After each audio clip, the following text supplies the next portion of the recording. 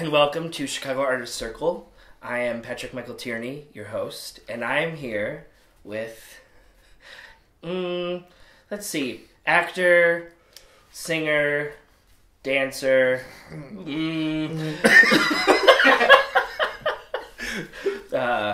activist, Bear Bellinger. Welcome, Bear. So, with that said, I would like to start with why Chicago? Woo! A simple question. It's a simple question. I hilariously enough do have an answer for that. I went to school in Madison, Wisconsin. Originally from Washington, D.C. From Wisconsin, I went, I'm either going to go New York or Chicago. And I have student loans, so I'm going to Chicago. It's cheaper. Yeah. Literally how I made my decision. Had anyone influenced that decision? Like, were there professors of yours that swayed you in I definitely either way? had professors that were, like, pro-Chicago, without a question. But overall, it was, like, honestly a monetary decision. I did not want to go to New York with the college debt that I had and try and live that life. Mm-hmm. It just wasn't... I didn't think it was a smart decision to make. And what was your first show here? First show here was Tommy with Circle Theater. Tommy. And what was... Like, if you... So, what year was that? So that was, like, fall of... That would have been spring into summer of 2009. I mean, so yeah, I was just going to say, you know, the difference of a decade, the city in general is... I'm sure there is. So, I mean, I bet you could go on for a long time, but the most noticeable difference between Bear and the Chicago theater scene in 2008, 2009, and then here we are right now. I think the city is making moves towards inclusion in a way that is hopefully substantive. As now they are. Now, yes. So, Bear now doing Tommy at Circle Theater 10 years. What is the difference? Thinking back on shows that I've done in the past, every time, like I got into a big row in college over representation, and like that was in college. Like I was still speaking up about these issues when I was in college. When was that? I mean, what year? What year in college? I want to say my junior year. Yeah, it had to be. Is that your first memory of speaking up about? No, I've always. I come from a family of people like my mom marched with Dr. Martin Luther King. Like I come from a family of people who speak up. That is that's like who we are, and just I was encouraged from the time that I was a child. Yeah. To say when I thought I saw something that was wrong or unjust. And so you feel like you have, since you were a kid, been vocal. Oh yeah. I'm sure, of course, to varying degrees. Yeah, there's varying degrees. Yeah. You know, you no matter what, you have to pick your battles at some point. That too. But in college, why does that what sticks out about that moment? When was that? That would have been junior year. We were doing a production of You're in Town, and I was playing Lieutenant Barrel. Mm-hmm. We ended up having conversations with the vocal coach, and she wanted me as Lieutenant Barrel to do a voice that sounded kind of like this and was kind of slow. And I was like, I'm not comfortable being the black buddy cop to this white cop and she was like, I don't see color. That's not a thing. And I was like, that is also super problematic. Mm-hmm. I'm not about this. And it turned into this entire conversation with the administration. But at the time, I spoke up then. And, you know, I did not receive the kind of support that I would have wished I received. And it kind of primed me pretty well for the future. I mean, were there... I was just going to say, do you feel like once you did speak up, there were people that were close to you or your friends that suddenly got very quiet? Of course. And did that ruin any friendships? Did it go that far? No. The regular microaggressions that came up, that was part of life in Madison. It didn't ruin... I don't think that particular show and that particular situation ruined friendships. Even, like, some of my very close friends now were on opposite sides of that for me. Hearing this story, makes me think of the second time that we did... Not to jump, but... I know where you're... We're already sort of jumping around, but... because what you're talking about here, I'm hearing the Year in Town story, and I'm thinking like, oh wow, if I was in that cast with Bear, like, I wonder if I would have just sat. You know what? If I'm being honest, especially if I was in college with you at the time, I'm sure I would have been like, Bear, what's the big deal? Mm-hmm. Like, why are we like causing like a stir in the cast? Why? Like, I'll be honest. Of course, I'm sure I would think that. Of course, and. Because I feel like even in my professional life, though it was almost 6 years ago now, I still remember thinking when we did Spelling Bee together, and it was the second time we had done it together, and I'll have you elaborate on it in a second, but I remember thinking, because we had done it once before 3 years ago, and not really thinking anything. I don't remember there being any issues or, that I knew of, and then so when we got to... the second Spelling Bee, and there were, what would you call them? Racial.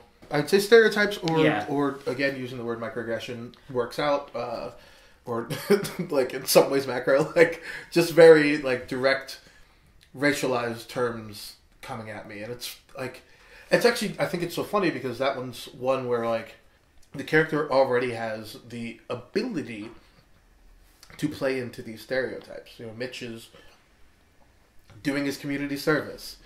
They don't say what happened. They don't say why.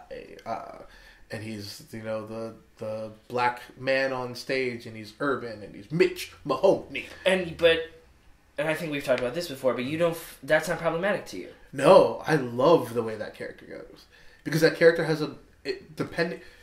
depending on the actor, you have the ability to play that arc in such a way to make it really beautiful and give this is what you think of a person like this, your immediate response to, oh, this person's doing their community service, oh, this person's wearing a hood and walking in and scares these kids, to the end, and you're like, oh my god, I love Mitch. He's so good with the kids, and you realize that you have to actually re-examine your stereotypes and your thought process. And I love playing that arc in a way that makes you have to do that. Where did that idea, that arc come from? Did you come into the first one in 2010 at Metropolis knowing that you would take him there, or was that with our director Robin, or... Because you took him there the first time. Yeah, I don't remember having that conversation with Robin. I can't say that it didn't happen. Right. Remember, it was very... I do remember it being very... At the very least, she was pro that choice. Definitely. Yeah. Definitely. I think that it's natural for me. One of... Going back to like my reason for acting, part of my reason for acting was I always wanted more representation that I thought reflected what I understood as the experience, and rather than just like these stereotypes that are out there, etc., etc.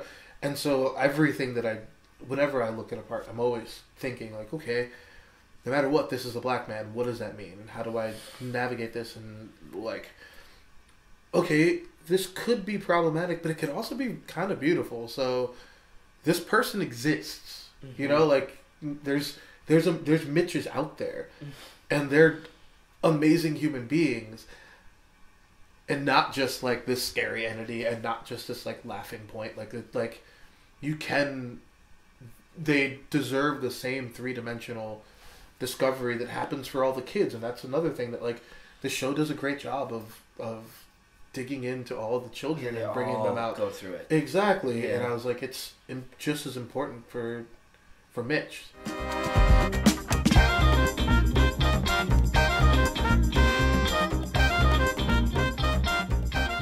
did you join Facebook? Oh, right when it started. I've been on too. Since, what would that have been? 2004? 2004. Because I would say Wisconsin was one of the first public schools to be on Facebook. Really? Yeah, I feel like maybe like oh, that's right, because it was Cali system and Michigan and Wisconsin were all really early on. I forgot that it was intended for that. Mm-hmm. For that, yeah. The things I remember, I don't know why. But have you always been vocal via social media? I remember when like I found Facebook notes and was like, oh, you can write things and make people like, and people can read them. You can tag people in them, and it's like I can it's like my own personal blog space, and I can ask questions and get into deep ideas. And you took advantage of. And I took advantage of that, and there are some problematic notes in my history. Really? Oh yeah. And they're still there. Oh yeah. I refuse to delete them. What would you be saying is problematic? They're still there. Okay. I think the one that I most clearly remember that was problematic would have been right when I got out of college.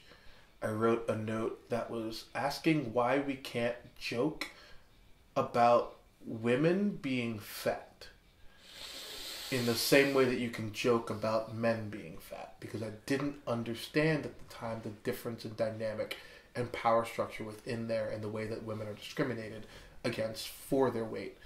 Or I did, but I hadn't made all of the connections yet. Sure. And yeah, I always say that again. Like I know that exists. I obviously very consciously like know that this note exists, and people could go back in my Facebook and find it. And whenever someone's like, oh, like I scrubbed mine, I was like, I've never scrubbed my Facebook, because I think it's important to like keep the roadmap of all of the problematic things or questionable things that I've said to get to where I am, to then be able to say, yeah, this thing I said was wrong, and I learned, and I had to learn. And that's part of our culture, is that you have to learn. There's something about getting known for, in some ways, to a wider audience, for the things that you write on social media or the things that you write in general, that definitely becomes a responsibility in certain ways. And over the years, I've had people come to me and message me and say, hey, did you see this thing happening? Could you say something about this?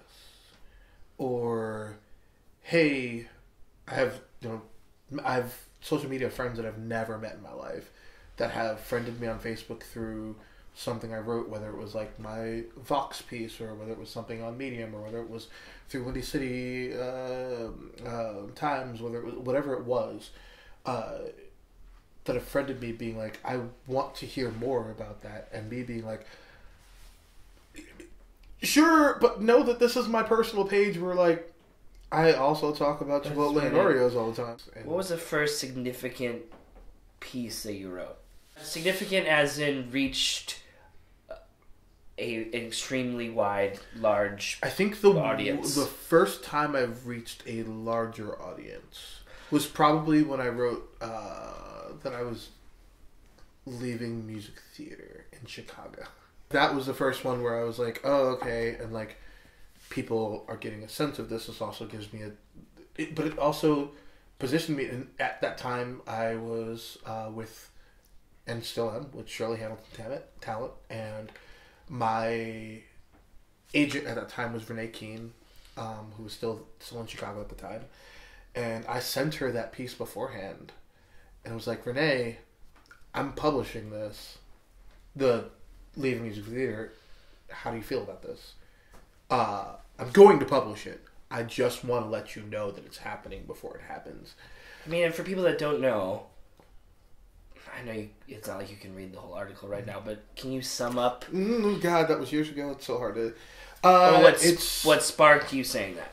I know that it talked about segregation. I know it talked about like the idea that of the musical theater spot for people of color, and like, okay, we have this one show a year that's going to happen. Okay, also there's no one within any of these,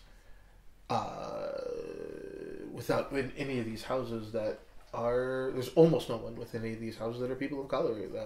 There's no one behind the scenes who actually understands the experience, and you look out as a person of color and you something happens, or you're working on a piece that is specifically about this experience, and there's no one on the artistic team, there's no one on the theater staff, specifically in the musical theater. Specifically in the music theater at that point. I was just in general or here. It was specifically just talking at that point about Chicago, right? Chicago music theater. It was where I had the most experience, and so it was, and also it is just a form that has not had the ability to move forward, especially in Chicago, in the same way as plays have. Anyone can write a play very quickly. Mm-hmm. Anyone can come up with something and find a small company to produce it. Writing a book, lyrics, and music for a musical, finding a full band, financing that, these are all things that cost more money. Mm-hmm. Now, musicals make a lot more money. But being able to find a way into that world, Chicago doesn't finance that many new musicals. Mm. And so we're just doing the same things over and over and over and over again. Literally, you can watch them jump around the suburban houses. You're right. And like that's... How do we stop that? But that... good. Bring in new blood. Start more time, more development within your houses. Actually apportion money for that need. We should be. There's no reason Chicago shouldn't have more development happening here. Mm-hmm. But someone has to do it. If no one's gonna say anything, we never get any better. And a long time ago, the conversation with my agent, Renee, when I did when I put up the piece about musical theater, she was so supportive, and she was like, hey, you should actually be writing on a larger level. Like, you should be putting this out to a larger audience, like, no question. And I was like, okay. But I was like, I'm trashing my career by doing this. I'd come up in the musical theater ranks. I had made a name for I'd made it, like, not a name, but like I was on that trajectory to be able to do something well.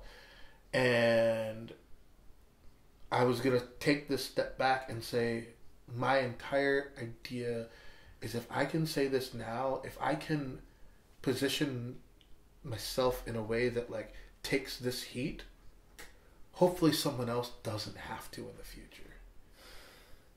And I have no problem. I didn't grow up in this world. I grew up in a house full of politics. I grew up in a house that was broke. I didn't see my first even touring Broadway production until college. I didn't do my first monologue until college. I didn't grow up in a theater world. I grew up singing, and I grew up, doing sports, and I grew up performing. Yeah. But I didn't grow up in a theater world, so I have a drive to perform no matter what. That's always going to be my thing. I love performing. Like holding a room in your hand is one of the most beautiful things in the world. But I knew that there are things that are more important. And so if I could say, well, I might have less performance opportunities, but if by saying this thing I provide someone else with more, I would do that. There's this thing, I choose to not put my body, personally, in a lot of these spaces. I'm not working with XYZ theater. I'm not working with XYZ director. I'm not blah, blah, blah. It's my personal way of holding myself accountable. It's my personal way of trying to instill an idea of safety in the community. That doesn't mean that, like, I'm out to get X, Y, and Z person, or like But of course, people assume that. Exactly, or I have a vendetta, or I'm just like, I see this happening, and I say, this is what I can do personally. This is what I can do is,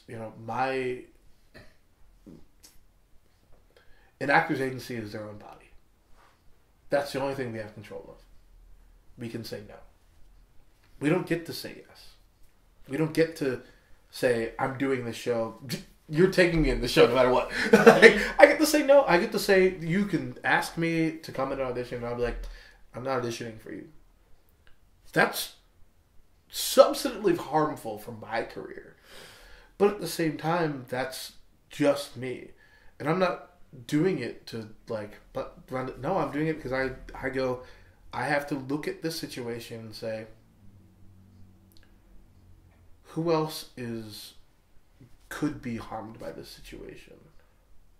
And if they could, is it more important for me to have this job, not a job, this job, than it is for the harm that this person is going through?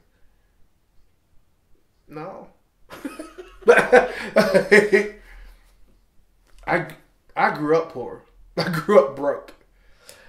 And so, the idea that, I have to have this job over here because I gotta, for my career, no, I'm people over profits every time. Mm-hmm.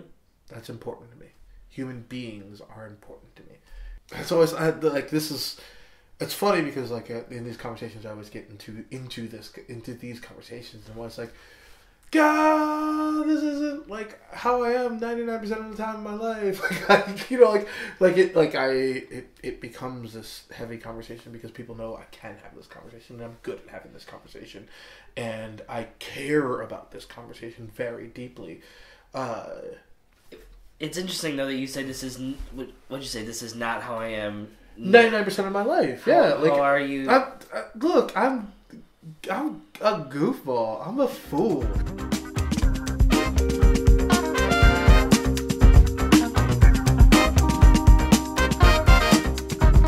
One thing I wanted to be sure to get to was the Chicago Minority Actor Database. Okay, yeah. Simply because, well, there's many reasons, but I consider myself a good friend of yours. Uh-huh. And I don't believe I knew until 3 weeks ago that you solely run it. Yeah. And you launched it. Yeah. But it is yours. You are the person. I had no idea that you are the facilitator. So what happened? The moderator. This came out of where did it come from and what? This came out of the Marriott Evita situation. There was a conversation. There was a large conversation and a continuing conversation about the fact that you can't ask a person their race or ethnicity in a casting room. Right. It's a job interview. It is literally against protected status. It's against the law. It's against EEO laws. And so I had a conversation with Monty Cole, who was a Chicago-based director who's in an NFA out west, about how I was I've been thinking about trying to create a database where people can self-identify, so theaters can ask us for people that identify this way, and we can give them that, and that way they're not asking. It's the same as them querying an agent, but the actors are self-identifying. Mm-hmm. And this isn't only race. No, it is race. It is gender. It is disability status. It is religion. How we see people isn't necessarily who they are all the time, and so who identifies as Black, who identifies as Latinx, who identifies as male, who identifies as female, who identifies as neither. These were all things that I wanted to give actors the ability, because we never have this ability, to take ownership of themselves. my immediate intent is always going to be to lift up other people, and that's what I'm here to do. If I can sit in the background and just do work and do good work, and it makes a difference, cool.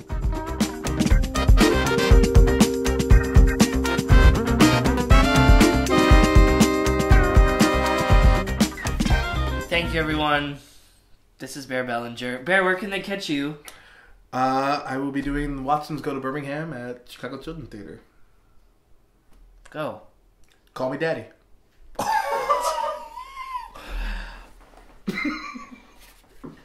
That's a character's name, y'all. Good night.